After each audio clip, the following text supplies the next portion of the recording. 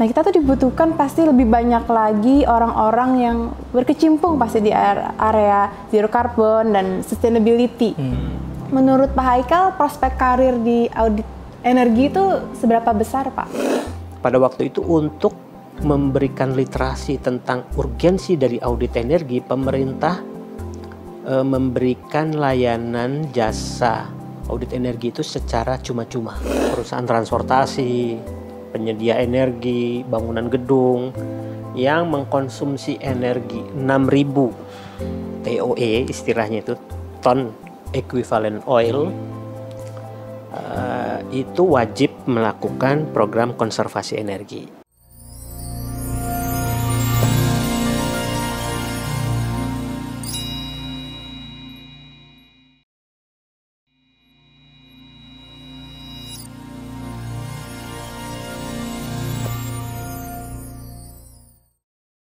Nah, ternyata konsumsi energi di bangunan, rumah-rumah kita itu menghabiskan 30% dari total konsumsi energi nasional.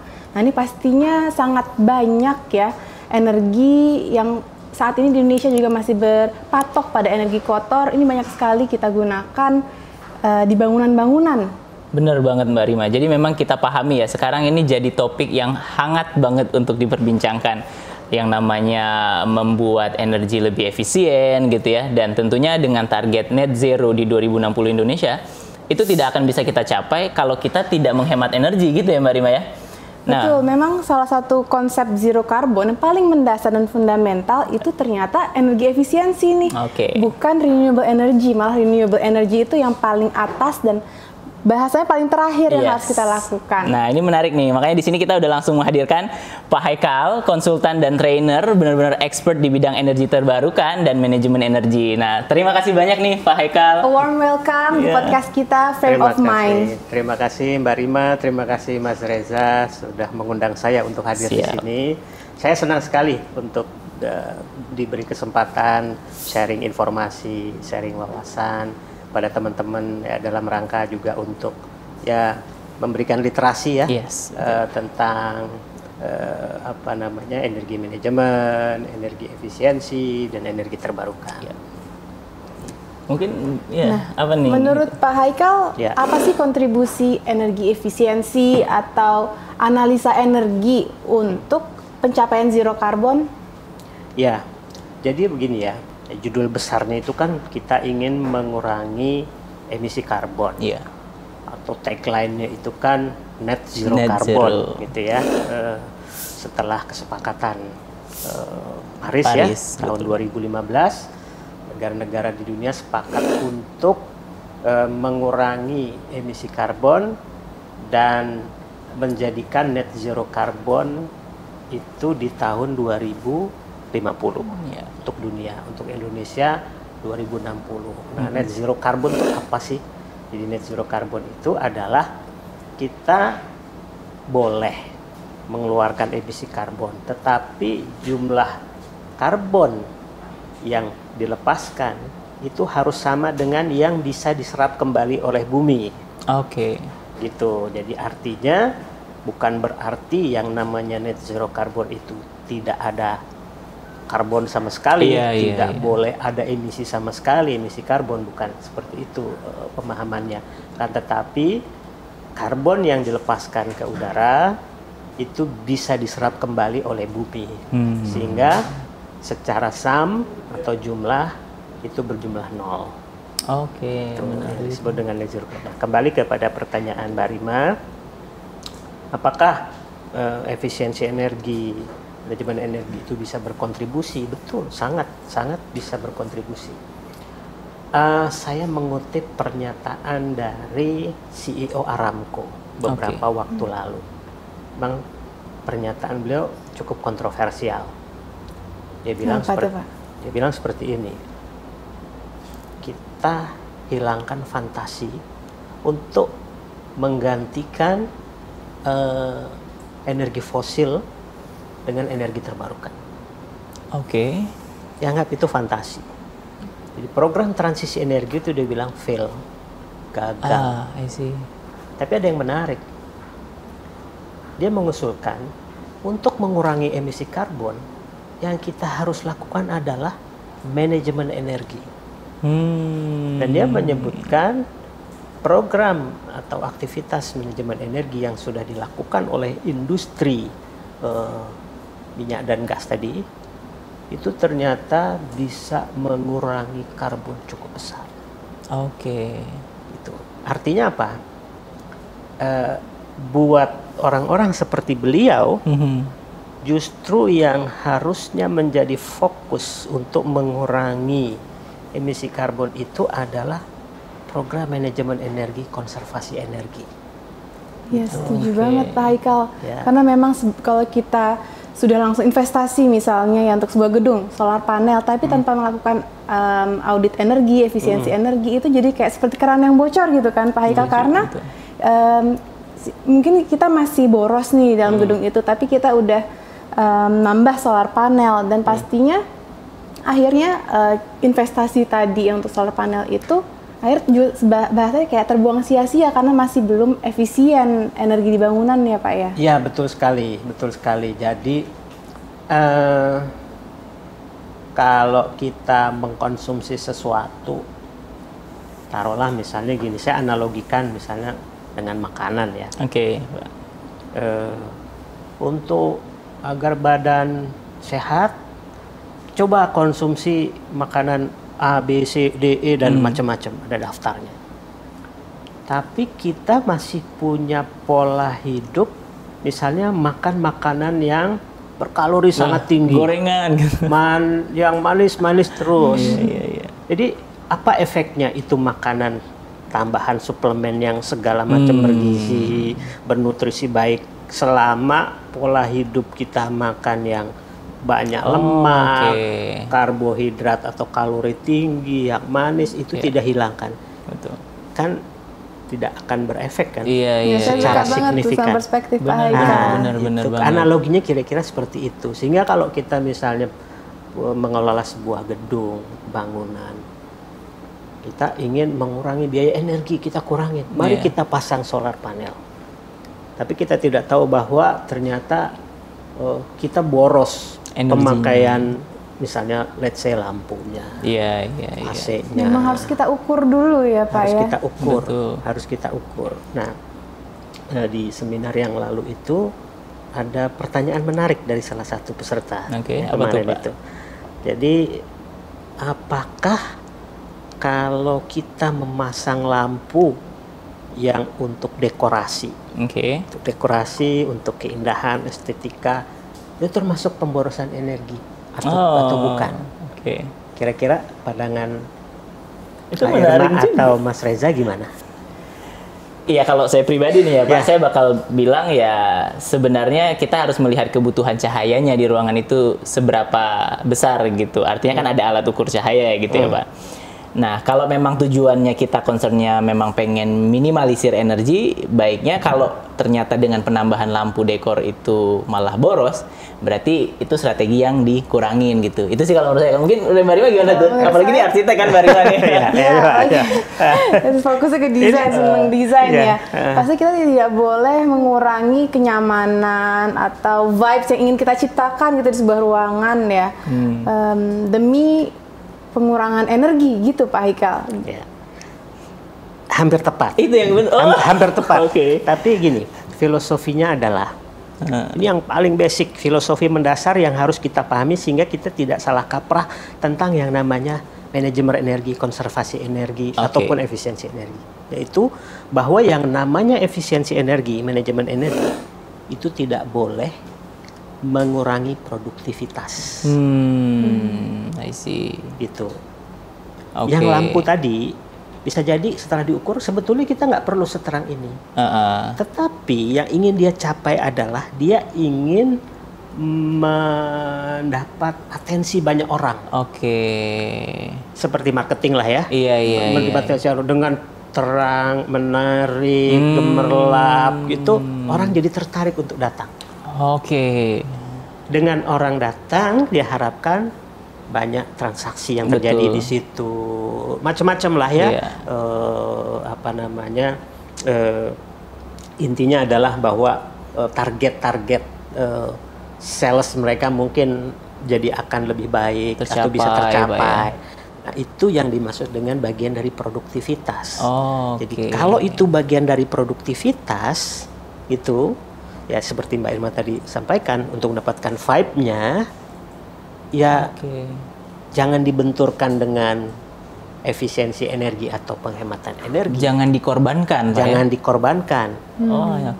Efisiensi energi itu tidak boleh mengurangi produktivitas. Tapi kalau kembali ke pertanyaan tadi, maka jawabannya adalah kita harus cek dulu. Betul nggak lampu itu memang efektif untuk membangun atau menciptakan vibe yang diinginkan? Jangan-jangan cuma asal cek pasang. Dulu. Cek dulu. Jangan-jangan asal pasang. Yes or no ya, Pak? Iya, jangan asal pasang aja, akhirnya nggak efektif juga.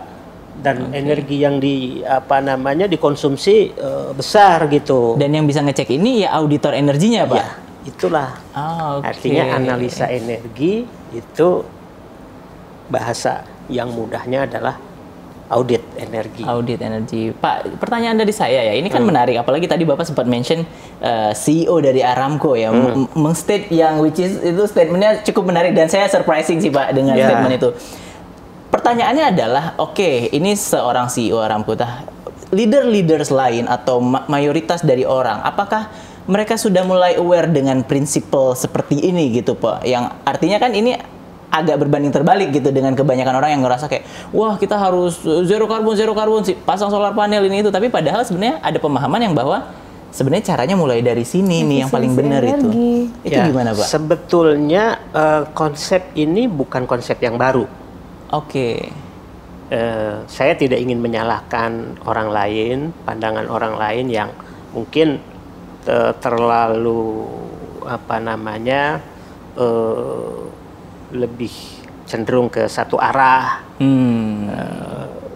dan kemudian meninggalkan atau mengabaikan sisi yang lain gitu ya. Saya tidak ingin menyalahkan itu, tapi tadi Mbak Rima sudah menyampaikan soal piramida, ya kan, piramida energi, bahwa yang paling bawah itu adalah analisa, kemudian konservasi energi atau penghematan energi, kemudian di atasnya itu efisiensi energi, ya baru yang paling ujung itu adalah renewable energy. Ini secara konsep sudah bukan konsep yang baru. Jadi kalau kita mau mencapai target net zero carbon itu, justru yang terbesar, porsi yang terbesar itu adalah bagaimana kita menghemat dan meningkatkan efisiensi. Menghemat, apa bedanya konservasi energi dengan energi efisiensi? Konservasi kalau saya ingat, kalau dari yang saya pahami ya Pak, konservasi itu lebih ke menjaga sih Pak. Tapi kalau efisiensi itu targetnya memang benar-benar menurunkan. Gimana tuh Pak? Atau Mbak Rima ada perspektif berbeda? Ya sinonim ya, mirip-mirip. Mirip tapi beda, karena di piramida itu dia beda. Energi efisiensi ya. Energi efisiensi yang paling bawah itu konservasi energi, baru di atasnya efisiensi. Kenapa dia di bawah? Paling bawah itu analisa atau audit. Berarti Pak. Jadi yang paling bawah itu kan audit atau analisa, karena kita ingin memotret, iya kan? Ini udah efisien atau belum? Kalau sudah efisien, yang atas-atasnya udah nggak perlu lagi. Iya kan? Berarti kan tinggal menjaga. Betul. Nah itu fungsinya analisa, dan kenapa dia ada di paling bawah? Setelah itu konservasi, baru efisiensi, dan terakhir renewable. Iya. Nah kenapa konservasi dulu, kemudian efisiensi, dan apa bedanya? Karena kalau kita udah konservasi, kita udah tahu harus menurunkannya berapa atau apa yang harus ditingkatkan. Itu gitu, dianalisa. Konservasi berarti analisa. Ya? Analisa dulu, paling bawah. Konservasi, efisiensi, baru renewable. Wah, keren. Kenapa tuh Pak?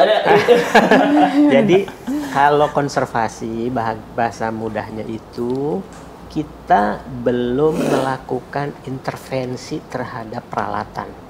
Itu soal perilaku. Matikan lampu kalau tidak dipakai, matikan keran air kalau air sudah tidak ini digunakan airnya, kemudian ya hal-hal seperti itu ya, yang itu lebih kepada bagaimana mengurangi penggunaan energi yang memang tidak perlu. Iya. Ada perlu digarisbawahi ya. Tidak perlu. Kalau yang perlu ya jangan dikurangi. Jadi mengurangi penggunaan energi yang tidak perlu. Misalnya sudah jam 7 malam, pegawai sudah pulang tapi lampu masih nyala. Itu namanya tidak perlu. Betul. Itu kalau kita kemudian mematikan lampu itu, kita konservasi. Itu disebut sebagai aktivitas konservasi energi. Kalau efisiensi, konservasi baru efisiensi. Seperti mengganti bohlam menjadi LED itu berarti efisiensi. Masuknya efisiensi. Bohlam yang misalnya 20 watt atau 30 watt diganti yang menjadi 15 watt. Itu efisiensi. Atau memperbaiki misalnya AC yang rusak. Pompa yang mungkin sudah tua, itu adalah efisiensi, sehingga alat yang sama efisiensinya lebih tinggi, maka konsumsi energinya lebih rendah. Itu kira-kira. Baru setelah kita semua lakukan itu, kita masih mau tingkatkan lagi, kita gunakan renewable energy. Ini ada pengalaman menarik. Waktu saya dapat tugas mengaudit pabrik teh, Pak. Pabrik pengelolaan daun teh, pabrik pengelolaan daun teh di Sumatera. Jadi kami diminta mengaudit apakah di situ ada pemborosan energi. Jadi apakah ada perlu dilakukan program konservasi energi, ataukah ada peralatan-peralatan yang perlu ditingkatkan efisiensinya. Iya. Tapi temuan kami justru menarik, karena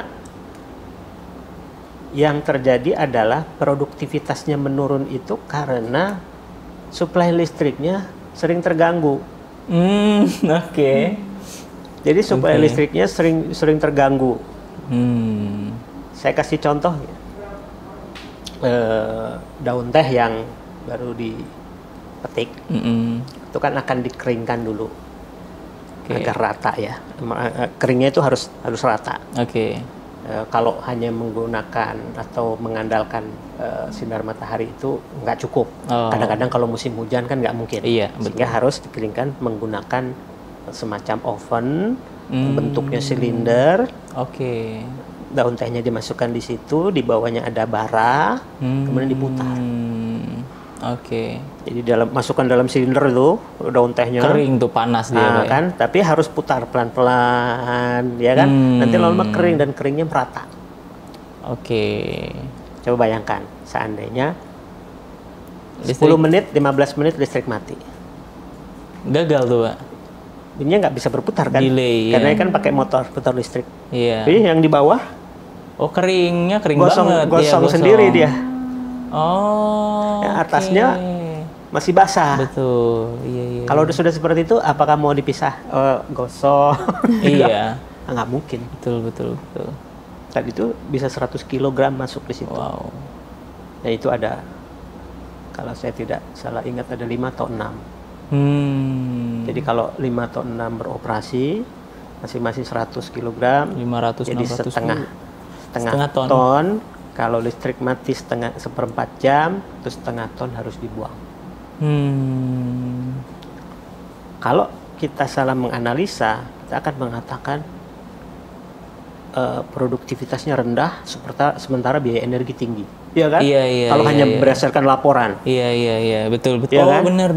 Kalau berdasarkan laporan, loh, ini kurang setengah ton, padahal energi yang kepake sekian. Kalau tidak ada audit, gimana kita taunya? Kalau hanya mengandalkan laporan, biaya energi sekian, produknya sekian. Wah, ini jelek. Gitu. Tapi proses itu ketahuan dari apa, Pak? Karena kan biasa kalau kita ngaudit kan kita ngambil data listrik dan lain sebagainya. Tapi akhirnya kita tahu bahwa ternyata karena itu mati. Nah, proses mati lampunya itu kita tahunya kapan, Pak, mati listriknya itu? Ya karena memang supply dari listrik atau penyedia listriknya itu memang belum stabil. Jadi rekomendasi kami pada waktu itu apa? rekomendasi kami itu tidak perlu dilakukan manajemen energi. Yang perlu dilakukan yang urgent adalah menstabilkan supply listriknya. Itu nomor satu yang harus dilakukan. Menarik banget Pak Haikal. Nah, Pak Haikal ngomong-ngomong tentang zero carbon, kan saya baca-baca tentang green jobs ya. Pastinya energi auditor masuk dalam salah satu green jobs kan Pak, betul karena sekali. Mendorong untuk kemajuan kita mencapai net zero gitu. Nah, kita tuh dibutuhkan pasti lebih banyak lagi orang-orang yang berkecimpung pasti di area zero carbon dan sustainability. Menurut Pak Haikal, prospek karir di audit energi itu seberapa besar, Pak? Ya, jadi ini pertanyaan menarik ya, Mbak Rima. Tahun 2009 atau peraturan pemerintah nomor 70 tahun 2009 tentang konservasi energi itu dinyatakan di peraturan tersebut bahwa objek atau perusahaan, entah itu industri manufaktur atau perusahaan transportasi, penyedia energi, bangunan gedung yang mengkonsumsi energi 6.000 TOE istilahnya itu, ton equivalent oil. Itu wajib melakukan program konservasi energi atau audit energi. Pada waktu itu masih banyak industri bangunan gedung yang atau perusahaan transportasi yang tidak terkena kewajiban tersebut karena 6.000 TOE itu besar, besar sekali, hanya sedikit saja. Oleh karena itu pada waktu itu untuk memberikan literasi tentang urgensi dari audit energi, pemerintah memberikan layanan jasa audit energi itu secara cuma-cuma. Kebetulan saya juga ikut bagian dari tim auditor pada waktu itu. Jadi cuma-cuma itu artinya gini, di para tim auditornya, perusahaan auditnya itu dibiayai oleh negara, ditugaskan ke perusahaan-perusahaan manufaktur lah, yang salah satunya kebun teh tadi itu. Itu tahun berapa, Pak? Itu tahun 2009-2010. Udah lama berarti, Pak. Peraturannya kan tahun 2009. Jadi sebagai tindak lanjut dari peraturan pemerintah itu, negara atau pemerintah dalam hal ini Kementerian SDM menggratiskan. Gitu. Karena belum banyak ya orang yang aware. Sehingga waktu itu saya masih ingat waktu pertama kali ingin melakukan audit di sebuah industri otomotif, salah satu yang terbesar di Indonesia, itu senior manajernya datang melakukan investigasi gitu ke saya. Dia nggak tahu audit itu apa gitu. Persepsinya yang namanya audit itu seperti audit keuangan gitu kan. Wah, dicari-cari kesalahan gitu. Iya, cari-cari kesalahan. Jadi saya ditanya macam-macam, ya saya jelaskan tujuannya apa. Baru setelah itu dia paham dan mengizinkan kami melakukan audit. Oh gitu, iya. Nah, pada waktu itu, bayangkan kalau seandainya itu tidak dibiayai negara, apa ada perusahaan yang mau audit? Pada nggak mau pasti, Pak. Iya. Tahun 2023, PP 33 nomor 33 tahun 2023, banget ya, peraturan itu diubah. Yang dulunya 6.000 untuk bangunan gedung itu jadi 3.500. Kalau dia mengkonsumsi 500 TOE wajib, dan di situ tercantum di situ wajib melakukan program konservasi energi. Artinya makin banyak banget nih yang bakal kena gitu. Makin banyak yang kena. Setidaknya gedung-gedung pemerintah.